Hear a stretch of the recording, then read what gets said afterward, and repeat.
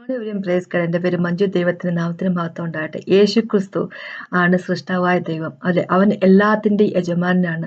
നമ്മൾ കാണാൻ പറ്റുന്നതിൻ്റെയും കാണാൻ പറ്റാത്തതിൻ്റെയും സ്വർഗത്തിലുള്ളതിൻ്റെയും ഭൂമിയിലുള്ളതിനും വെള്ളത്തിൽ ഉള്ളതിൻ്റെ എല്ലാത്തിൻ്റെയും സൃഷ്ടാവ് ദൈവമാണ്. ദൈവത്തിന് വേണ്ടി അല്ലെ, ദൈവത്തിൽ വഴി, യേശുവിൽ വഴിയാണ് എല്ലാം സൃഷ്ടിച്ചിരിക്കുന്നത്. കൊളോസ്യർക്ക് ലേഖനത്തിൽ പോൾ അങ്ങനെയാണ്, പോൾ വഴി ദൈവം നമ്മളോട് പറഞ്ഞിരിക്കുന്നത് അങ്ങനെയാണല്ലേ. എല്ലാം സൃഷ്ടിച്ചിരിക്കുന്നത് യേശുവിന് വേണ്ടി അല്ലെ. നമ്മളെ യേശു വളരെയധികം സ്നേഹിക്കുന്നു. അതുകൊണ്ടാണല്ലോ ഈ ലോകത്തിലേക്ക് വന്നത്, നമ്മൾക്ക് വേണ്ടി മരിച്ചതിന് ഒക്കെ. അപ്പോ നമ്മളെ സ്നേഹിക്കുന്ന പോലെ തന്നെ സകല ചരാചരങ്ങളെയും ഭൂമിയെയും ആകാശത്തെയും തൻ്റെ ക്രിയേഷന് മൊത്തം യേശു വളരെയധികം സ്നേഹിക്കുന്നു.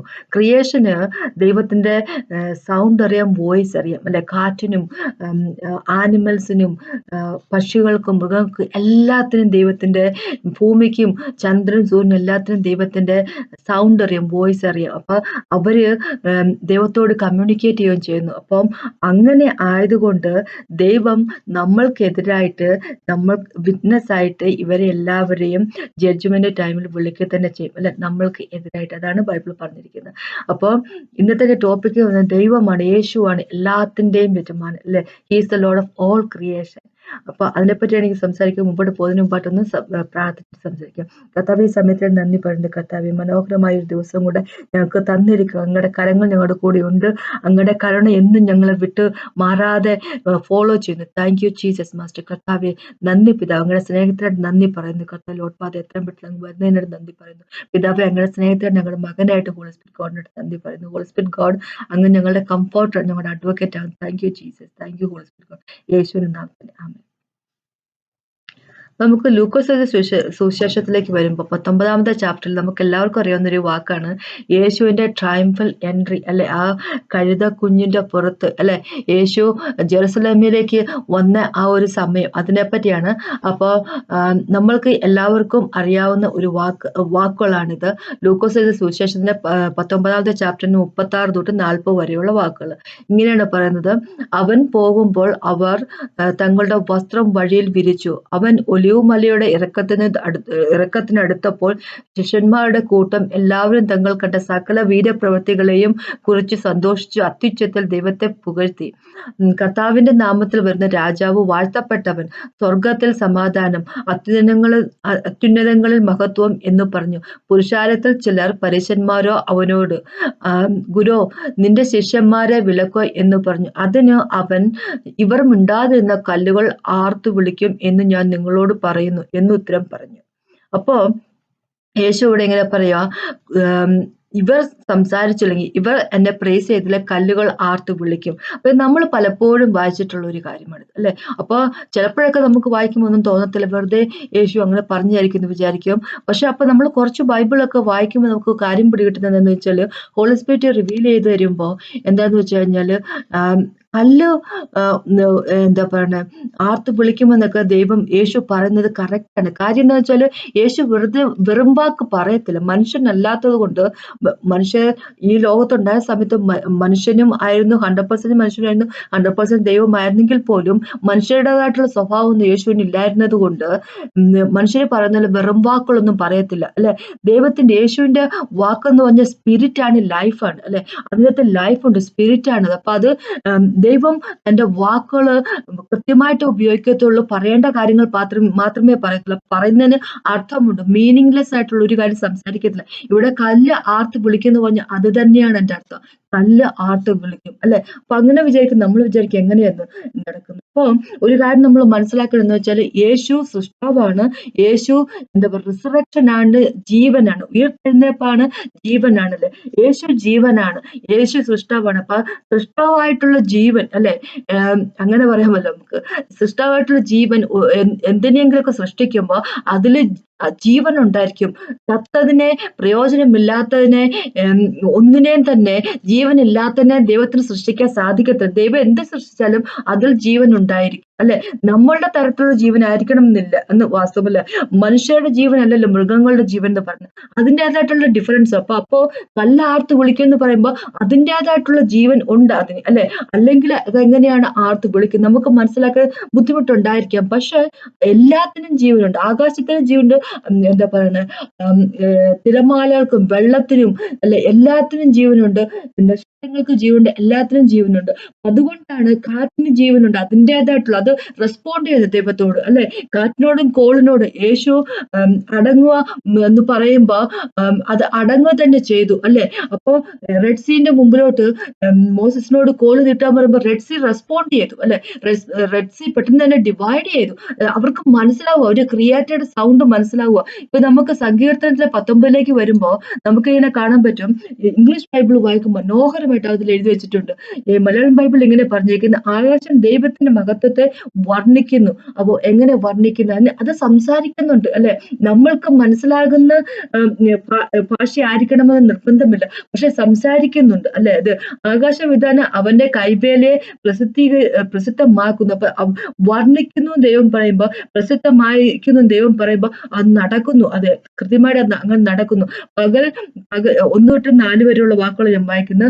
സങ്കീർത്തനത്തിലെ 19ാമത്തെ ചാപ്റ്ററിന്റെ 19ാമത്തെ സങ്കീർത്തനത്തിന്റെ 1 തൊട്ട് 4 വരെയുള്ള വാക്കുകൾ ഇങ്ങനെ പറഞ്ഞിരിക്കുന്ന, പകലിന് വാക്ക് പൊഴിക്കുന്നു, രാത്രിക്ക് അറിവ് കൊടുക്കുന്നു. ഭാഷണമില്ല, വാക്കുകളില്ല, ശബ്ദം കേൾപ്പാനുമില്ല. ഭൂമിയിൽ എല്ലായിടത്തും അതിന്റെ അളവ് നൂലും ഭൂതലത്തിന്റെ അറ്റത്തോളം അതിന്റെ വചനങ്ങളും ചെല്ലുന്നു. അവിടെ അവൻ സൂര്യനും ഒരു കൂടാരം അടിച്ചിരിക്കുന്നു. അപ്പൊ ഈ ആകാശത്തിലുള്ള നക്ഷത്രങ്ങളും ചന്ദ്രനും സൂര്യനുമെല്ലാം സംസാരിക്കുന്ന ഭൂമിയുടെ അറ്റത്തോളം ചെല്ലുക എന്ന് പറഞ്ഞിരിക്കുന്നത്. എന്ന് വെച്ച് കഴിഞ്ഞാൽ അതിൻ്റെതായിട്ടുള്ള ലാംഗ്വേജ് ഉണ്ട്, അവരുടേതായിട്ടുള്ള ലാംഗ്വേജ് അവര് സംസാരിക്കുന്നു.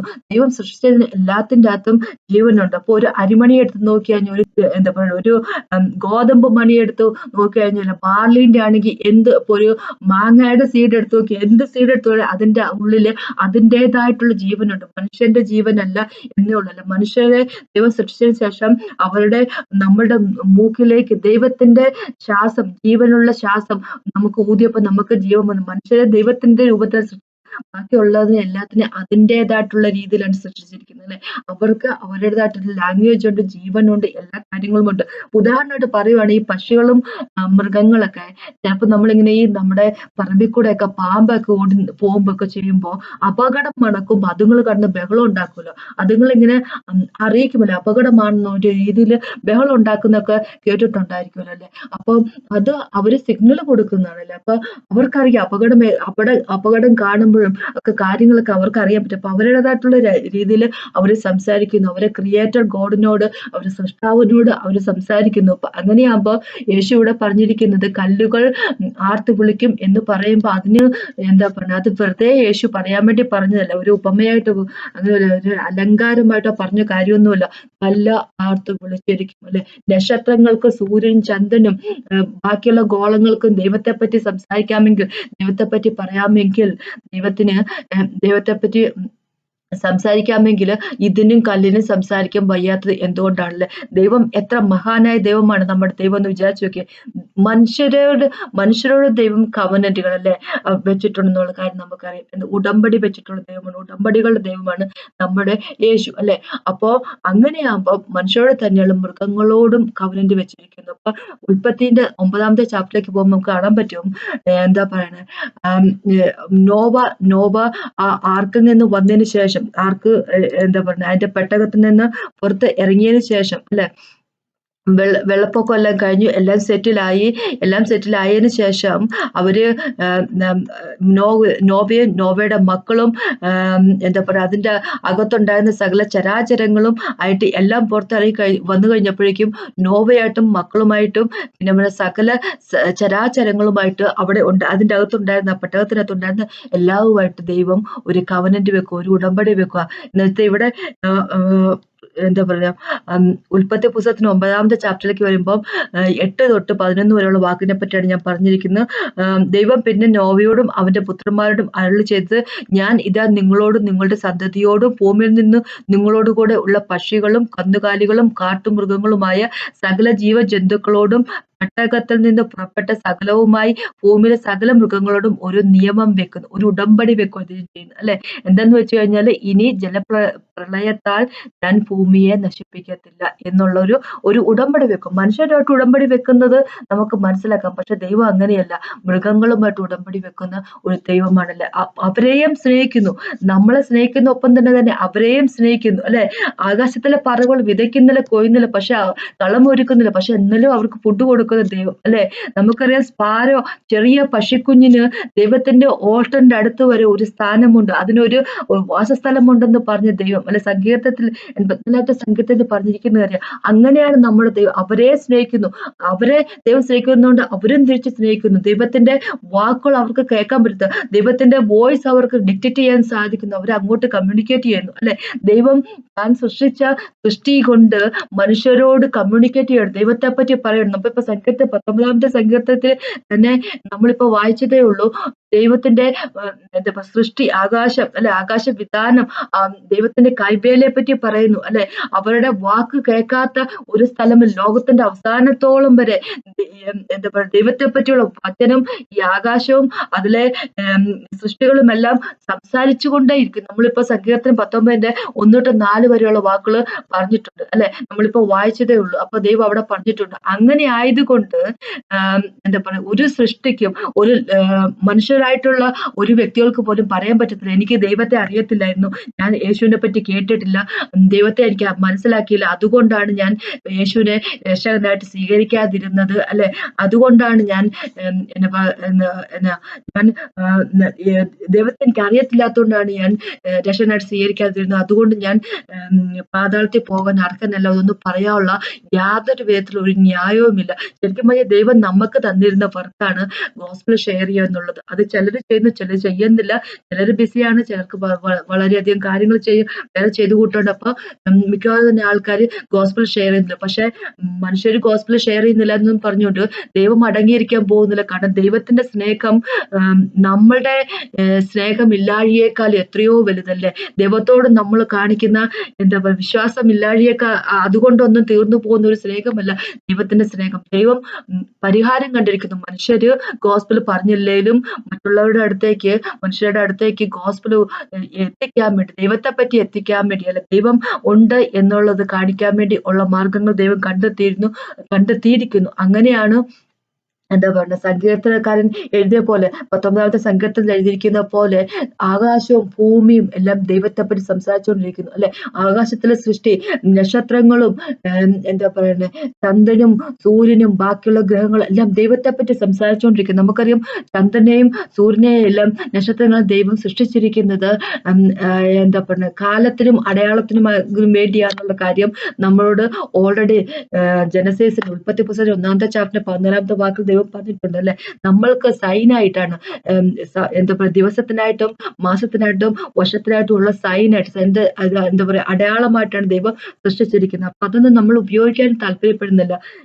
യേശുവിനെ വിശ്വസിക്കുന്ന ആൾക്കാരൊക്കെ അതൊന്നും ഉപയോഗിക്കാൻ താല്പര്യമില്ല. ക്രിസ്ത്യാനികൾ അത് വിശ്വസിക്കാൻ താല്പര്യപ്പെടാത്തത് കൊണ്ട് തന്നെ എന്താന്ന് വെച്ചാൽ പിശാച് അത് അവൻ്റെതായിട്ടുള്ളൊരു രൂപത്തിലേക്ക് എടുത്ത് മാറ്റിയിരിക്കുകയാണ്. അപ്പൊ നമ്മളോട് ആരെങ്കിലും പറയുക നമുക്ക് സൂര്യനെയും ചന്ദ്രനെയും ഒക്കെ നോക്കി നമുക്ക് എന്താ പറയാ സൈനൊക്കെ നമുക്ക് ഉപയോഗിക്കാൻ പറ്റും, കാലങ്ങളെയൊക്കെ നമുക്ക് നിർവചിക്കാൻ പറ്റും, അങ്ങനെയൊക്കെ നമുക്ക് ദൈവം ദൈവം ചെയ്യുന്ന കാര്യത്തെപ്പറ്റിയൊക്കെ അറിയാൻ പറ്റും എന്ന് നമ്മളോട് ആരെങ്കിലും പറയുവാണെങ്കിൽ നമ്മൾ അത് വിചാരിക്കും, ഓ അങ്ങനെ കുറച്ചു പേരെങ്കിലും വിചാരിക്കുമല്ലോ, യേശുവിന്റെ വിശ്വാസത്തിലെ ഫോളോവേഴ്സ് കുറച്ചു പേരെങ്കിലും വിചാരിക്കും അതൊന്നും കറക്റ്റ് ആയിട്ടുള്ള കാര്യമില്ല, നമ്മൾ അങ്ങനെയൊന്നും ചെയ്യാനൊന്നും പാടുള്ളൊന്നുമില്ല, അതൊക്കെ ആസ്ട്രോളജി അല്ലേ, ആസ്ട്രോളജി നമ്മുടെ കൂട്ടത്തിൽ വരുന്ന കാര്യങ്ങളൊന്നുമില്ല, അത് വേറെ യേശുവിൽ വിശ്വസിക്കാത്ത വ്യക്തികളുടെ ആണെന്നുള്ളത് എന്ന് പറയല്ലേ. പക്ഷേ ദൈവം നമുക്ക് തന്നിരിക്കുന്ന കാര്യമാണെന്നാണ് ബൈബിൾ എഴുതി വെച്ചിരിക്കുന്നത്. ഉൽപ്പത്തി പുസ്തകം 1-ാമത്തെ ചാപ്റ്ററിൽ തന്നെ പറഞ്ഞിട്ടുണ്ട്, സൂര്യനും ചന്ദ്രനും നക്ഷത്രങ്ങളും അതിൽ ദൈവം തന്നിരിക്കുന്ന നമുക്ക് സൂര്യനും ചന്ദ്രനെയൊക്കെ തന്നിരിക്കുന്നത് അത് അടയാളത്തിന് വേണ്ടിയാണ്, സമയവും കാലങ്ങളും ഒക്കെ അറിയാൻ വേണ്ടിയാണ് അല്ലെ. അപ്പൊ മത്തായി സുവിശേഷം 2-ാമത്തെ ചാപ്റ്ററിലേക്ക് വരുമ്പോ വിദ്വാൻമാരല്ലേ, എന്താ പറയണേ, വിദ്വാൻമാര്, വൈസ്മെൻ അല്ലെ, അവര് യേശു ജനിച്ചു, രാജാവ് ജനിച്ചു എന്ന് മനസ്സിലാക്കിയിരിക്കുന്നത് എങ്ങനെയാണ്? അവര് നക്ഷത്രം കണ്ടിട്ടാണ് അല്ലെ. നക്ഷത്രങ്ങളൊക്കെ നോക്കി അവര് ആസ്ട്രോളജി പോലെ അങ്ങനെ എന്തോ അവർക്ക് മനസ്സിലായി അല്ലെ. അവരെ സൈനൊക്കെ കണ്ടല്ലോ, അത് ആകാശ സൈൻ കണ്ടപ്പോ അവർക്ക് മനസ്സിലായി, ഓ രാജാവ് ജനിച്ചിരിക്കുന്നുവല്ലോ. അപ്പൊ അവര് അങ്ങനെയാണ് യേശുവിന്റെ അടുത്തേക്ക് വന്നെത്തിയത് അല്ലെ. അപ്പോൾ ദൈവം തന്റെ ക്രിയേഷനെ തന്നിരിക്കുന്നത് നമ്മൾക്ക് വേണ്ടി, നമ്മൾക്ക് എന്താ പറയാ, അവര് നമ്മളോട് കമ്മ്യൂണിക്കേറ്റ് ചെയ്ത് ദൈവത്തോടും കമ്മ്യൂണിക്കേറ്റ് ചെയ്യുന്നു അല്ലെ. അവരെ ആകാശത്തെയും ഭൂമിയും ചരാചരങ്ങളല്ലേ ദൈവം നമ്മൾക്ക് ദൈവത്തിനുള്ള വിറ്റ്നസ് ആയിട്ട് ഉപയോഗിക്കുന്നില്ല, അത് നമ്മൾക്ക് എതിരായിട്ടും ദൈവം ഉപയോഗിക്കുന്നു. ഉദാഹരണമായിട്ട് പറയുവാണെങ്കിൽ ഇവിടെ തന്നെ റോമക്കെഴുതിയ ലേഖനത്തിൽ 1-ാമത്തെ ചാപ്റ്ററിൽ തന്നെ ദൈവം പറഞ്ഞിട്ടുണ്ട്, ലോക സൃഷ്ടിക്ക് തന്നെ, ലോക സൃഷ്ടി സമയത്ത് തന്നെ ദൈവം മനുഷ്യർക്ക് മനസ്സിലാക്കുന്നതിന് വേണ്ടി, ദൈവത്തെപ്പറ്റി മനസ്സിലാക്കുന്നതിന് വേണ്ടി തന്റെ സൃഷ്ടി കൊണ്ട് തന്റെ വൈഭവത്തെപ്പറ്റി, തന്റെ ബുദ്ധിയെപ്പറ്റി ദൈവം എല്ലാം വെളിപ്പെടുത്തി കൊടുത്തിരിക്കുന്നു. അതുകൊണ്ട് തന്നെ മനുഷ്യര് എന്താ പറയണേ, അതൊന്നും മനസ്സിലാക്കാതെ അവര് തങ്ങളുടെ തോന്നിയ രീതിയിലുള്ള ജീവിതം ജീവിക്കുമ്പോൾ, ഇല്ല ഞങ്ങൾ അങ്ങനത്തെ ഒരു ജീവിതം ജീവിച്ചിട്ടില്ല എന്ന് പറയാൻ യാതൊരു വിധത്തിലുള്ള അവകാശവുമില്ല. കാരണം നമ്മൾക്ക് എതിരായിട്ട് നിൽക്കാൻ, നമ്മളെ ദൈവം ജഡ്ജ് ചെയ്യുമ്പോൾ നമ്മൾക്ക് എതിരായിട്ട് നിൽക്കാൻ ആൾക്കാർ ഉണ്ടെന്ന് ചുരുക്കം. മനുഷ്യരുടെ വിറ്റ്നസ്, മനുഷ്യരെ ദൈവം വിറ്റ്നസ് ആയിട്ടൊന്നും ഉപയോഗിക്കാൻ പോകുന്നില്ല. അതിന് പകരം ആകാശത്തെയും ഭൂമിയെയും ദൈവം ഉപയോഗിക്കുക തന്നെ ചെയ്യും. സങ്കീർത്തനത്തിന്റെ 50-ാമത്തെ ചാപ്റ്റർ, സങ്കീർത്തനം 50-ാമത്തെ അധ്യായത്തിലേക്ക് വരുമ്പോൾ ദൈവം ഇങ്ങനെ പറഞ്ഞു, തന്റെ ജനത്തെ ന്യായം വിധിക്കുന്നു. 4-ാമത്തെ വാക്ക് ഇങ്ങനെ പറഞ്ഞിരിക്കുന്നത്, തന്റെ ജനത്തെ ന്യായം വിധിക്കേണ്ടതിന് അവൻ മേൽ നിന്ന് ആകാശത്തെയും ഭൂമിയെയും വിളിക്കുന്നു അല്ലെ. പിന്നെ നമുക്കറിയാം ആവർത്തന പുസ്തകത്തിലേക്ക് വരുമ്പം 4-ാമത്തെ ചാപ്റ്ററിൽ ആവർത്തന പുസ്തകം മോസസ് എഴുതിയിരിക്കുന്നത് അവസാനത്തെ കാലത്തല്ല. മോസസിന്റെ അവസാനത്തെ കാലത്ത് ദൈവം പറഞ്ഞു, നിന്റെ സമയം, ലോകത്തിലെ സമയം തീരാൻ പോകുന്നു. യോശുവനെ മോസസിന് പകരമായിട്ട്, മോസസിന്റെ സക്സസറായിട്ട് അനോയിന്റ് ചെയ്യണം, പിന്നെ അഭിഷേകം ചെയ്യണം. അതിനുശേഷം ദൈവം പറഞ്ഞു, ഇസ്രായേൽ മക്കളെല്ലാം വിളിച്ചിട്ട് അവർക്ക് ലാസ്റ്റ് ആയിട്ട് കൊടുക്കാനുള്ള കമാൻഡ്മെന്റ് കൊടുക്കണം അല്ലെ.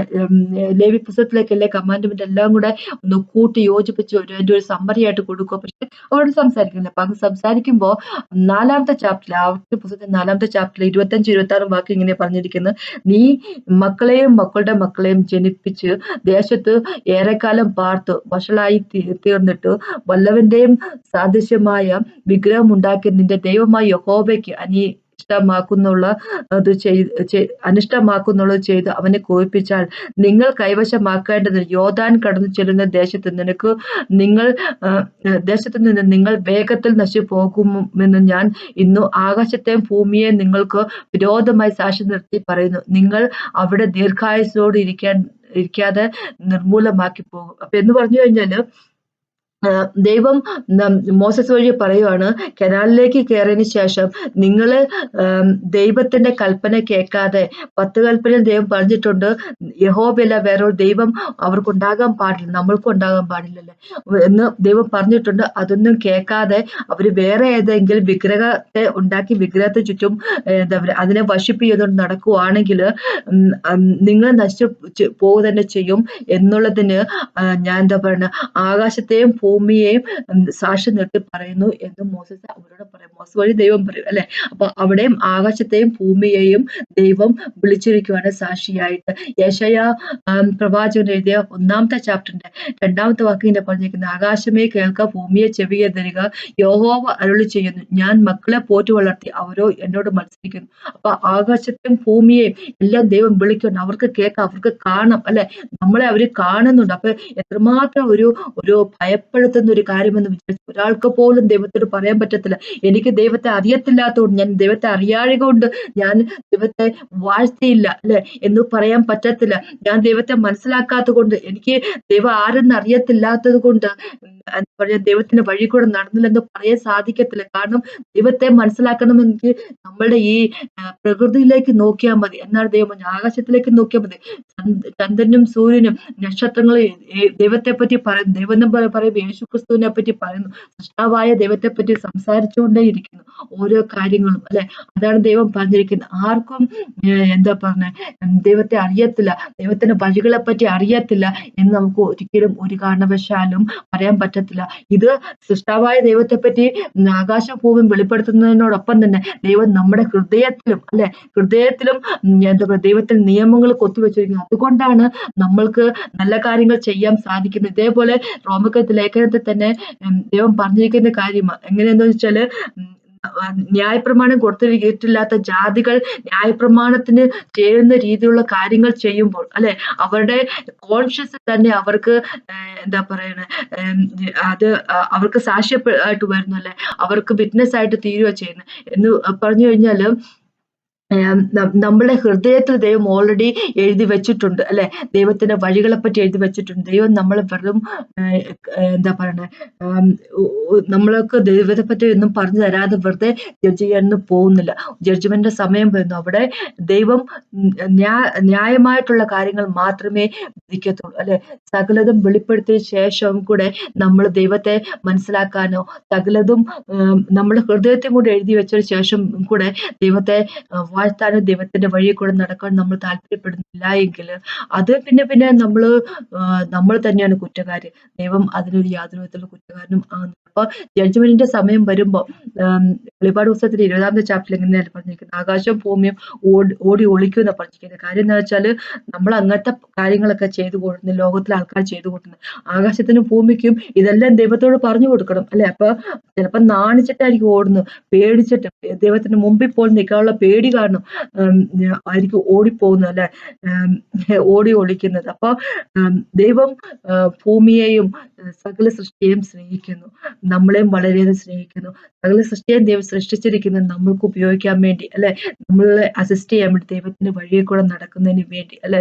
ദൈവം പറവകളെ പോലും സ്നേഹിക്കുന്ന ദൈവം. നമ്മള് ബൈബിളിലേക്ക് നോക്കുമ്പോൾ ബൈബിളിലെ കാര്യങ്ങളൊക്കെ ദൈവം നമ്മളോട് വെളിപ്പെടുത്തി തരുമ്പോൾ എത്ര മനോഹരമാണ് കാര്യങ്ങളല്ലേ. ദൈവം എത്ര കരുണയുള്ളവനാണ്, എത്ര നന്മയുള്ളവനാണ് നമ്മുടെ ദൈവം. നമ്മളെ എത്രമാത്രം സ്നേഹിക്കുന്നു, ചരാചരങ്ങളെ എത്രമാത്രം സ്നേഹിക്കുന്നു എന്നുള്ളൊരു കാര്യം നമുക്ക് മനസ്സിലാവും, അല്ലെ? നമ്മൾ കാരണം ചരാചരങ്ങൾ മൊത്തം, അല്ലെ, ഭൂമിയും സകലതും അതിലുള്ള സകല സൃഷ്ടിയും എന്താ പറയാ ഫ്യൂട്ടിലിറ്റി എന്ന് പറഞ്ഞിരിക്കുന്നു. അവരെ എന്താ പറയാ കേഴ്സ് ചെയ്ത് അടിമ പോലെ ആക്കി വെച്ചിരിക്കുന്നു നമ്മുടെ പാപം കാരണം. അപ്പോ നമ്മള് മാനിഫെസ്റ്റ് ചെയ്ത് നമ്മൾ ദൈവത്തിന്റെ സ്വഭാവം നമ്മൾ വഴി വെളിപ്പെടുത്തുന്ന, അല്ലെ, സൺസ് ഓഫ് ഗോഡ്, അല്ലെ, ദൈവത്തിന്റെ മക്കള് ദൈവത്തിന്റെ ഗ്രേസ് നമ്മൾ വഴി വെളിപ്പെടുത്തുന്നത് കാണുന്നതിന് വേണ്ടി സകല ചരാചരങ്ങളും കാത്തിരിക്കും. അപ്പൊ അവർക്ക് ഫ്രീഡം ഉണ്ടാകും, അല്ലെ? നമ്മൾ ദൈവത്തെ മാനിഫെസ്റ്റ് ചെയ്യുമ്പോൾ, അതല്ലേ നമുക്ക് റോമക്കത്ത് ലേഖനത്തെ 8-ാമത്തെ ചാപ്റ്ററിൽ ദൈവം നമ്മളോട് പറഞ്ഞിരിക്കുന്നത്, നമ്മൾ പോൾ വഴി പറഞ്ഞിരിക്കുന്നത്, അല്ലെ? നമ്മൾ ദൈവത്തെ കാണിക്കും, നമ്മുടെ ദൈവത്തിന്റെ സ്വഭാവം കാണിക്കും, ദൈവത്തിന്റെ മഹിമ വെളിപ്പെടുത്തുമ്പോ സകല ചരാചരങ്ങൾക്ക് ഫ്രീഡം ഉണ്ടാകുന്നു. നമ്മളുടെ പാപം കാണും അവരെ ഇങ്ങനെ എന്താ പറയാ ഒരു കേഴ്സിലാക്കി ദൈവം വെച്ചിരിക്കുന്നത്. ഭൂമിയെ കൂടെ ദൈവം കേഴ്സ് ചെയ്തിരിക്കും. പക്ഷെ അവത്തിൽ നിന്നൊക്കെ നമ്മള് നേരിച്ചൊപ്പിയാണെങ്കിൽ അവയെ എല്ലാം വിടുവിക്കാൻ സാധിക്കും, അല്ലെ? അപ്പൊ ദൈവത്തെ നമ്മൾ സ്നേഹിക്കുക, ദൈവത്തിന്റെ വഴി കൂടെ നടക്കുക, അല്ലെ? ദൈവം സകലതിനെ സ്നേഹിക്കുക, നല്ലവനായ ദൈവം. ബൈബിള് വായിക്കുമ്പോൾ നമുക്ക് കാണാൻ പറ്റുന്നതാണ് ദൈവം വളരെയധികം നല്ലവനായ ദൈവമാണ്, അല്ലെ? അപ്പൊ നമുക്കൊന്ന് പ്രാർത്ഥിച്ചുകൊണ്ട് നിർത്താം. കർത്താവേ, സമയത്തിനായിട്ട് നന്ദി പറയുന്നു കർത്താവ്. അങ്ങനെ പോലെ ഒരു ദൈവമില്ല കർത്താവേ. നന്ദി പിതാവ് കർത്താവേ. Magnificent are your vase mighty father God. ഞങ്ങളോട് ഇത്രമാത്രം കരുണ കാണിക്കുന്ന നന്ദി പറയുന്നു കർത്താവേ. അങ്ങയുടെ വഴി കൂടെ നടക്കുള്ള കൃപ ഞങ്ങൾക്ക് തരണമെന്ന് അപേക്ഷിക്കുന്നു കർത്താവേ. അങ്ങയുടെ കുഞ്ഞുങ്ങളായി ജീവിക്കാനും മരിക്കാനുള്ള കൃപ തരണമെന്ന് അപേക്ഷിക്കുന്നു. കേട്ടുകൊണ്ടിരിക്കുന്ന ആൾക്കാരെല്ലാം പ്രാർത്ഥിക്കുന്നു, അനുഗ്രഹിക്കുന്ന അപേക്ഷിക്കുന്നു. അവരുടെ ജീവിതത്തെ സകലവിധ നന്മയുണ്ടാകട്ടെ. അങ്ങയുടെ കൈകൾ എന്നും കൂടി ഉണ്ടാകട്ടെ. അങ്ങയുടെ വാക്കുകൾ, അങ്ങയുടെ വചനം കർത്താവ് അവരുടെ ജീവിതത്തിന്റെ വെളിച്ചമായി തീരട്ടെ. യേശുവിന്റെ നാമത്തിൽ ആമേൻ. ഇത് കേട്ട ദൈവത്തിന്